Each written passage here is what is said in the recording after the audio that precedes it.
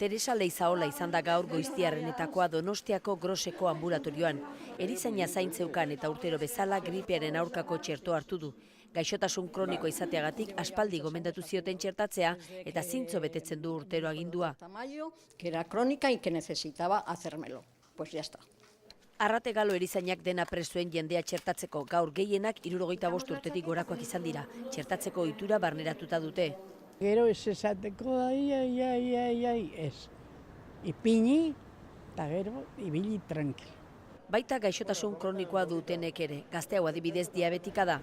Anteiak dauzka, txertoa jartzeak, horrela ez daukate diabetesain deskontrolatuta. Baina Arrate Galo erizainak adirazi digunez bada urtero txertoa hartu gabe geratzen denik. Bueno, batzuk beti, urtero dakagu despistatuak. Lehenengo egun honetan haurdun dauen emakumerik ez dugu ikusi, hoiek emaginen bidez iritsiko dira, baina aurten hoiekin egingo da saiakera berezia. Iaz lortu genuen 4% txertoa hartzea, baina aurten saiatzen gara kopuru hau handitzea. Lehen arretako osasun langileen artean ere kontzientziazioa altu dagoela esan digute. Atentzio primaria hori gure aldian, gure inguruan bai. Euren osasunagatik batetik eta gaixoak kutsatzeko arriskuarengatik bestetik.